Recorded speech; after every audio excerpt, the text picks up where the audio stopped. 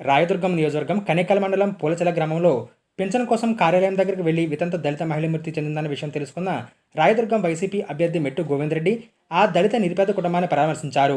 ఈ సందర్భంగా మెట్టు గోవిందరెడ్డి మాట్లాడుతూ చంద్రబాబు నాయుడు వాలంటరీ వ్యవస్థ కక్ష సాధింపు చర్యలు చేపట్టడం వల్ల ఇలాంటి ఘటన సంభవించిందని ఆయన అన్నారు. వృద్ధులు, వికలాంగులు, వితంతువులు అందరూ కూడా సంతోషంగా ఉండాలంటే జగన్మోహన్ రెడ్డి ప్రభుత్వంలో వాలంటరీ వ్యవస్థ తప్పకుండా కొనసాగాలని తెలియపరిచారు. దళిత మహిళ హనుమక్క కుటుంబాన్ని అన్ని విధాలుగా పార్టీ ఆదుకుంటుందని ఆయన భరోసా కల్పించారు. ఆరోగ్యం బాగుండదు ఇచ్చేటువంటి విధంగా చేసేది నా తొలి సంతకం అని చెప్తున్నాను. జగన్ ఇస్తూ ఉంటే చంద్రబాబు నాయుడు దానికి అడ్డం పడినట్టు నిజమే కదా ఏమ్మా? జగన్ ఎవరో చంద్రబాబు నాయుడు అడ్డం పడి కోర్టులో కేసు వేసినాడు పెన్షన్లు ఇంటికి ఇవ్వకూడదని.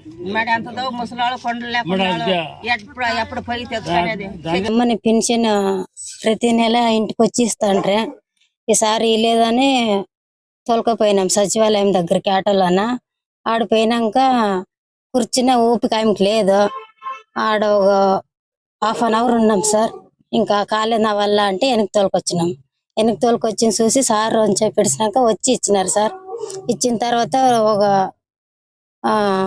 ½ మా అమ్మ ప్రాణాలు వదిలేసింది సార్. అంతే. తన ఇంట్లో అంటుండే సార్, ప్రతిసారి ఇంటికి వచ్చి ఇస్తుండ్రి, ఈసారి లేదు కదమ్మా ఆటకే పోవాల, అందరు ఆటకే పోతున్నారు, మరి నేను ఎట్లా నన్ను తోలుకపోండి అని అనింది సార్.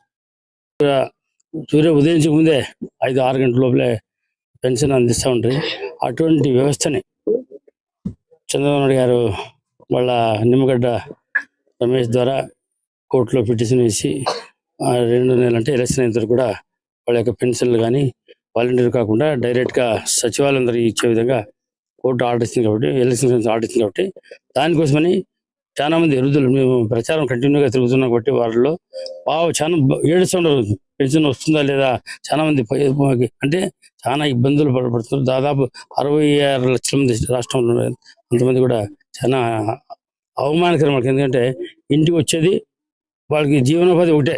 ప్రతి ఒక్కరికి ఇంట్లో పోతే ఏమంటారంటే మాకు ఏ పథకాలు లేకుండా పర్లేదు, మాకు వెనకాల పెన్షన్ ఉంటే చాలు.